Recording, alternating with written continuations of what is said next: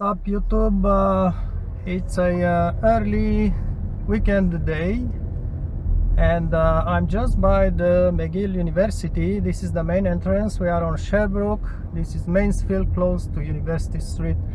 This is the main entrance and the main campus to the left. I had a request about filming around the university, perhaps someone who did live here a few times ago, so I'm going to turn left and go a little bit around the university. All this on the left side is the width of the campus. McGill University, it's a English, we call this Anglophone.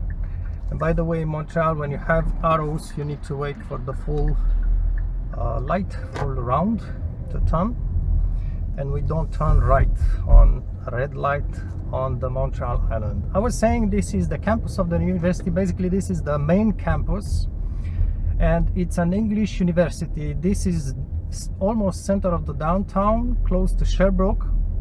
And Quebec province, yes, it's French, but at the beginning it was English territory. All the economics, politics, and even university were all English speaking. McGill University is one of the at least two universities that speak English only, even though we have bilingual people.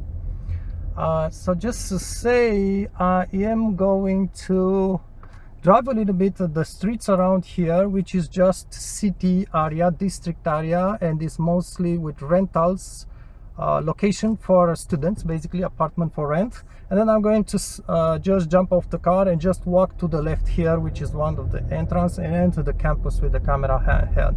But for now, I'm just going to drive a little bit and talk. Not a long video, hopefully, but anyhow.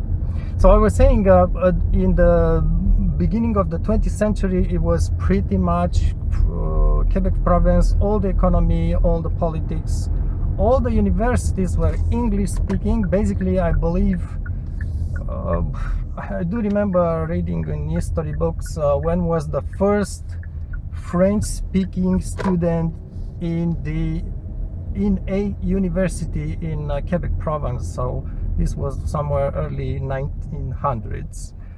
Yeah, so it was very much a lead by English people, and this is one of the reasons why the French don't like much English people, and it's also pretty much reciprocal. Can we say that? It goes both ways. You have I think it's Du Parc Street. Let me just try to go through the park, but all this area is many apartments for McGill University students. So I was saying that yeah, people in Montreal are, I don't know what percentage of the population, but there is a lot of English speaking people. We call these Canadians, basically English Canadians, and a lot of French speaking people, the French Canadians. All the provinces theoretically French, but in Montreal it's about the city where you find a lot of English people, a lot of English speaking company. I'm going to just go to the across the street, and universities are, some of the universities speak French, some speak English. This is Avenue du Parc. It's just a street. To the left you go to the campus, sports campus of the university, but this is towards the center of the downtown of the city, towards Sherbrooke Street. And I was saying that we do speak both French and English here. Quite a few people speak both languages more or less well, because French people never really learned the English accent, and the English people never really learned the French accent unless they grew up in a mixed family, mixed couple, and they learned the English and French from the first, basically from childhood. Then they are perfect bilinguals. But otherwise, if you start to learn French or English later on in life, You can see it. You can see it in the accent. And it's a strange city because the people are located by districts. You have this district speaks French, this district speaks English. Downtown is a mixture, but it's the whole city is a mixture, and usually French and English they don't mix a lot. Maybe they are going to tell you politically correct they love each other, but that's not the reality, not for the majority of the people. Anyhow, this university, McGill, is the most well-known in both in Montreal and Canada. Has a good name. The students from graduating from this university are well regarded, especially I believe in some universities such as medical school or maybe law school and stuff. And it's not necessarily a difficult degree to obtain from this university. It's just that culturally speaking, it's well known. It's perhaps the best degree that you can get, but especially for the English side companies and all the stuff, not necessarily for the French speaking companies. And they have a lot of degrees. I did myself, I did study the university in French, but I took one semester in this McGill. I was doing engineering, and I did study aeronautics. It's so hard to say. Basically building planes, and I did had a teacher at the McGill University who was once called to investigate the Challenger spaceship disaster. Was a funny guy with he had this this is the sports complex of the university. Actually is more to the left. It's all this building here. And I was saying about that guy who I do remember had this tie with Mickey Mouse. Very, very cool guy. So I did study at this university, and well, it's a lot of immigrants. I'm myself an immigrant, so I can speak about it. Plenty of Indian people, but also English, just Canadian English people. Not very friendly place, but Quebec, I don't find it very friendly either in the big cities. You need to go to more remote places to find friendly people. And yeah, so I did study one semester here. You may notice I'm mixing French and English because those two languages are not even my maternal languages. I had to learn them on the go. And I did study here, and it was okay, it was fine. I do remember they had a good ice cream shop, but I don't think they're still there. And yep, so this is about the area where I guess those who once lived there, study here, hopefully that is going to bring them a little bit of memories. Right now, like I said, it's early weekend, so almost nobody on our streets. They say Montreal is the city that never sleeps, which is a big lie. I don't believe those sayings. It's just bragging around, and I believe it's the same for New York. It was once in the 70s and 80s, but not in 2020 or 2008.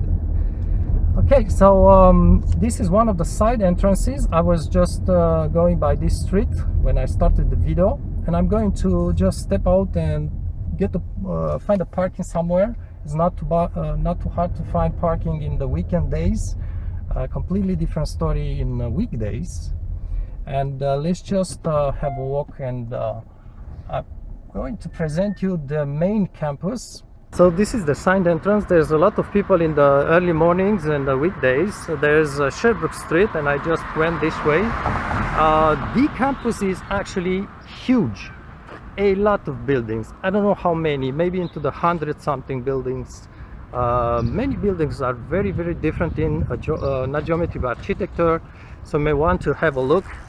And sometimes just try to get inside. If you see one buildings like this and get inside, it can be pretty interesting. So this is the side entrance. Let me just go inside the campus. Now inside the campus, this is the entry, the side entry, and as you can see, the campus, just not just the main campus, which is like a square, big square here, but all around, and especially into that area, there is tons of buildings. The surface of this university, if you want, spreads enormously.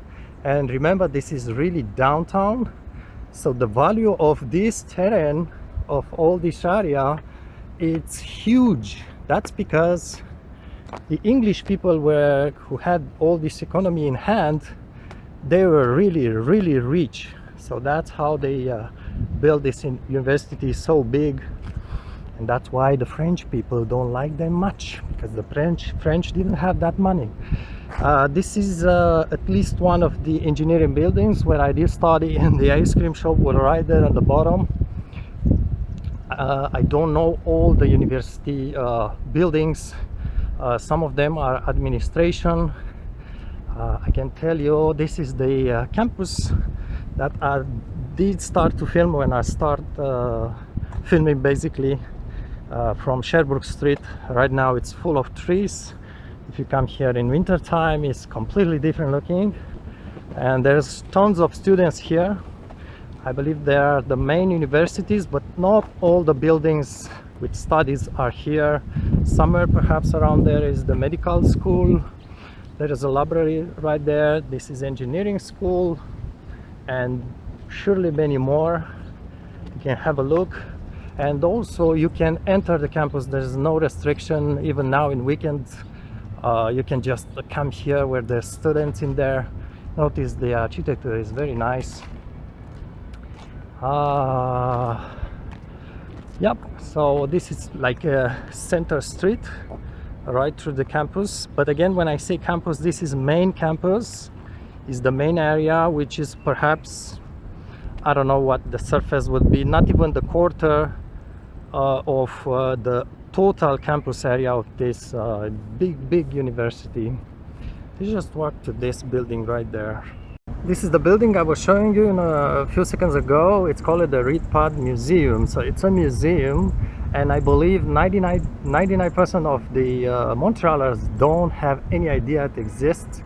And in my humble opinion, it's not a full natural arts museum. But if you went to London, maybe to the Natural Museum in London, this is a tiny reproduction of that one. It even has a skeleton of a dinosaur, something, a reproduction of T-Rex or something like this. It's perhaps the nicest museum to see in Montreal by a length, and it's free to enter. However, the opening hours are completely crazy. Don't rely on one Google it's saying, so just give them a call. I believe normally Monday is closed, but with the pandemic and stuff, even so, on Google Maps is not the correct hours. So give them a call ahead and spend maybe 30 minutes. You have animals, stuffed animals, you have crystals, you have quite a few things, mummies, but it's tiny. Don't expect a huge display. It's tiny, but it's concentrated and cool for what Montreal has to give or to show. You have buildings on the side, and notice the architecture again. It shows you the English people had money back then, and perhaps still now. There's perhaps a library there. This is the main campus area. It's really boring, although there are people here normally in school days. That's Sherbrooke Street, a little bit of the downtown Montreal. Very difficult, if not impossible, to park here, but it's good or fun to have a walk if you are in Montreal, because it's completely free for entrance and there's no restriction. It's just the vibe, especially like I said, when there are students around the place. Okay, and like I said, the campus extends especially towards that area, a huge place of Montreal. You can see not all of them are going to be university buildings, also residential buildings, but it's a big zone in downtown Montreal. So yeah, I don't know how many taxes do they pay for this, but it's very extensive as location. Okay.